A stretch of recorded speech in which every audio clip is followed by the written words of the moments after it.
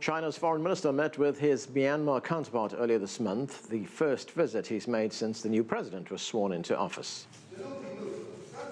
Myanmar is in a state of transition as it moves forward with its first elected government in more than 60 years. Chinese Foreign Minister Wang Yi's visit represented the latest step forward in a long friendship and comes at a time when Myanmar is undergoing a political transition.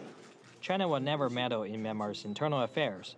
We respect the political choices made by the Myanmar people and support Myanmar in progressing its national reconciliation process. Myanmar's Foreign Minister Aung San Suu Kyi and other major leaders, including President Hu Jintao, discussed diplomatic and strategic partnerships. Myanmar plays a crucial role in China's One Belt, One Road initiative, and the countries have long shared economic prosperity. China and Myanmar are enjoying mutually beneficial economies. China-Myanmar trade cooperation has great potential and room for development. China can be Myanmar's most ideal, reliable, and durable partner in the process of boosting Myanmar's economy and improving people's livelihoods. We stand ready to work together with Myanmar for common development and prosperity. China hopes to be a supportive neighbor and deepen cooperation with Myanmar's new government. We are willing to see Myanmar embark on a path of development based on its national circumstances and under the leadership of its new government. Joining us now to discuss China's relationship with Myanmar, Sun Yun is a senior associate with the East Asia program at the Stimson Center, a non-profit focused on addressing transnational challenges. From Beijing, Victor Gao is an expert in Chinese international relations. Priscilla Clapp is senior advisor to the U.S. Institute of Peace and the Asia Society, and Saurabh Gupta is the resident senior fellow at the Institute for China-America Studies. Thanks to all of you for joining us. Yun, let me start with you. This relationship between China and Myanmar has been a rocky one. It's been beset by problems with China's investments in Myanmar, the construction of a dam in Myanmar using Chinese money, militias along their common border. But now Myanmar's had an election. Foreign Minister Wang Yi has paid a visit to Myanmar. How does the relationship now stand? In the past 5 years, China and Myanmar certainly have had relationship problems in these bilateral relations. But now we have a new NLD government in place, and both countries are looking forward to opening a new page in these bilateral relations. And both governments are planning on developing this relationship further.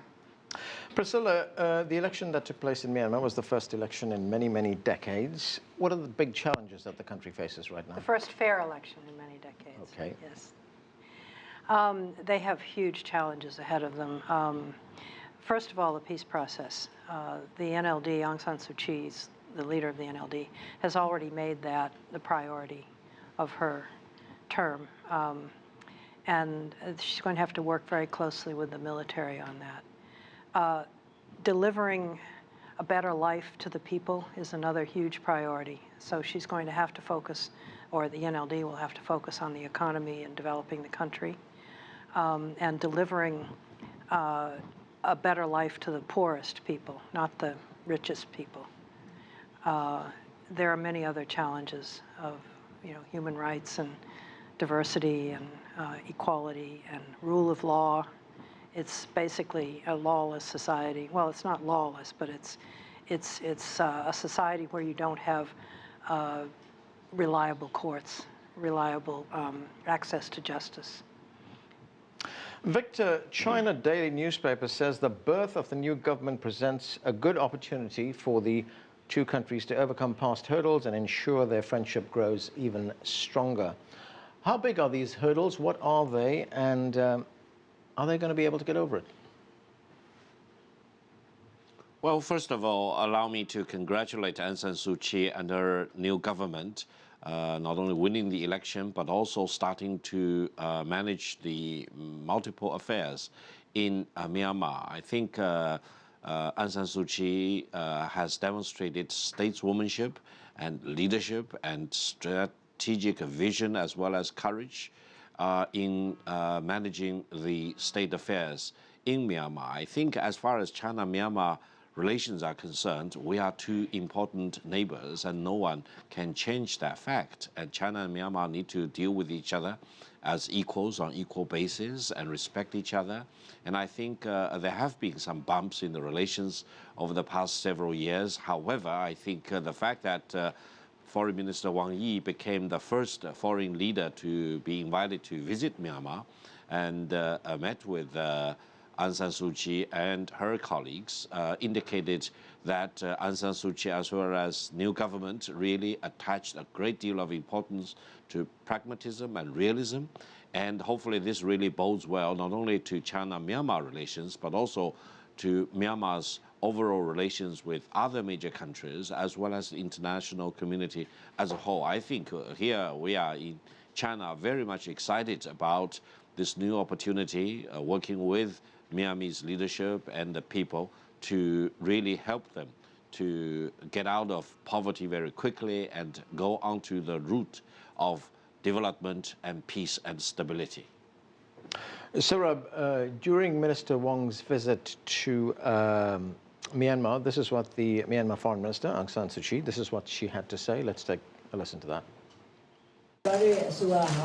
According to foreign policy of our government, we want to cooperate peacefully with the world. We will cooperate for peace and human development. So she's talking about cooperation. Now, which sectors do you see the best opportunity for cooperation between China and Myanmar? It will almost certainly be on the development front. China is in a position to provide a lot of investment goods to Myanmar. China also is in a position to provide a good deal of financing for these sort of investment goods. But ultimately, the most important point is for Myanmar to take ownership of its own development strategy. There are areas where external partners can help, but help only so far. It needs to get its domestic legal regime straightened out. It needs to ensure that land reform takes place. It needs to ensure that light manufacturing takes place in the various coastal zones. It is in these areas where China itself grew out of the plan from a very poor society to what has become a middle-income country through labor-intensive industrialization and large public investment that China can bring these lessons to bear to Myanmar and also assist in Myanmar's transition. You know, I mentioned at the beginning of the program that there are problems between the countries on matters of Chinese investment in Myanmar, on the construction of that big dam, as well as issues on the border, on militias operating on that border. What specifically are the issues here? The specific issue along the border is that the Burmese government, some officials and some of the observers and public opinion in the Myanmar society in particular, believes that China has played a role in Myanmar's national reconciliation process that is not positive. So a lot of people in Myanmar believe that the Chinese government, either the central government or the local government, has maintained a support to the ethnic rebels in Myanmar. Well, China does have a relationship with ethnic groups in Myanmar, especially in the northern Myanmar, but that relationship has historical roots, and that the relationship also has a lot of local utilities, especially for the residents living on both sides of the border. So the trade relations among them and even the ethnic affinity among these populations is just real, it's on the ground and cannot be severed. So on that issue, I would say there are misperceptions on both sides about each other's intention and each other's policies. And this is certainly an area that both governments need to work together to clear the misperceptions. Right, and on the business relationship, there have been complaints on the Chinese side that Myanmar has not respected or complied with agreements that have been made, that in certain instances, agreements have just been suspended unilaterally by Myanmar. That part is very true, but the Myanmar counter-argument is that the deals that the Chinese had reached was with the military government. So the deals, some of the commercial agreements did not obtain the approval of the public opinion, and it was not supported, and is still not supported by the general population in Myanmar. So when the Then government said that we are following people's will to suspend the Misong Dam project, for example, the Myanmar government was taking a stance between its public opinion and its obligation to its foreign investor. So what is noteworthy is that one project, the Misong Dam project, is not permanently abandoned. So it's only temporarily suspended. now is a very important issue for the two governments to work out. Priscilla, during his visit, Foreign Minister Wang Yi, the Chinese foreign minister, said that China would guide its enterprises toward what he called a more socially responsible role in Myanmar. Let's watch what he said. It is the social responsibilities of Chinese enterprises to respect Myanmar's social customs and conventions, protect the local ecology and environment, and do more public services. I believe that the mutually beneficial cooperation between China and Myanmar is sure to gain greater development and bring more benefits to the Myanmar people in a new period. So here we have the foreign minister talking about a more socially responsible role. What does that mean? I mean, how is it going to manifest itself? Well, Myanmar itself has passed a set of regulations recently that govern large-scale projects in the country for environmental and social impact assessments before any of these can be undertaken. And I believe that China will abide by those rules. It's already happened with several of the projects there, most notably the Lepidong copper mine.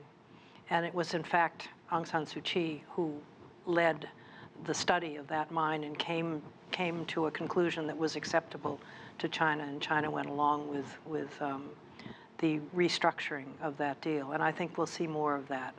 Many of the deals that are suspended will have to go through this process before they go forward. And it has the new rules will bring the local population into the decision process. Victor, I want to get on to one foreign policy issue.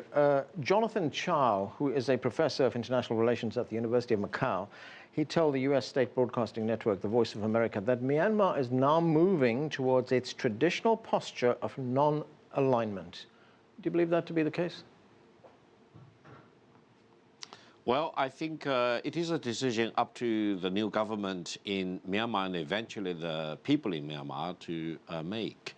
However, from the Myanmarese perspective, when they look around outside of their country, I think the best strategy is to treat all the major countries equally and avoid, becoming a victim of ideology or geopolitical competition among major powers. And also, they need to avoid becoming a victim of certain types of ideological push into Myanmar.